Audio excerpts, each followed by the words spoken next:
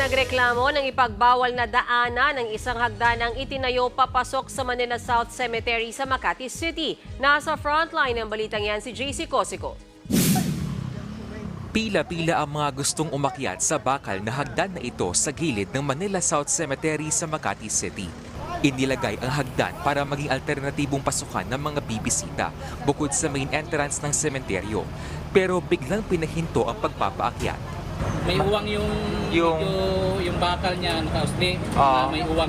Kaya pag maapakan, baka madulas yung paa. Nagreklamo tuloy ang mga senior citizen gaya ni Nanay Lilia. Hindi na raw niya kaya maglakad papunta sa main entrance. Ayoko nang pumunta doon kasi malayo. Alam niya, senior na. Eh kung dito, mas malapit.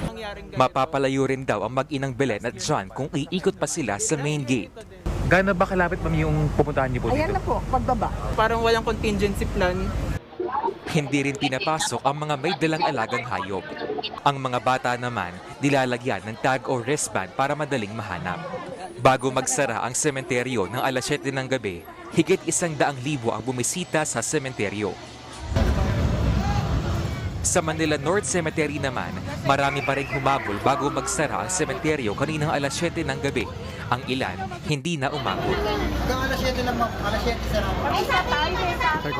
Hindi umubra kahit anong ginawa nilang pakiusap. Ano po? Unfair nga yun, kuya. Kalokan pa kami, kuya. Kalokan? Hindi po unfair yung ginagawa nila.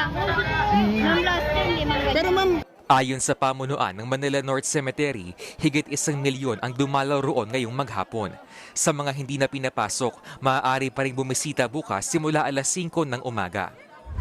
Sa Manila Memorial Park naman, kasama na rin sa tradisyon tuwing undas ang pagbisita sa puntod ng mga sikat. Nag-alay ng dasal ang ilan nating kapatid sa puntod na aktor na si Rico Yan.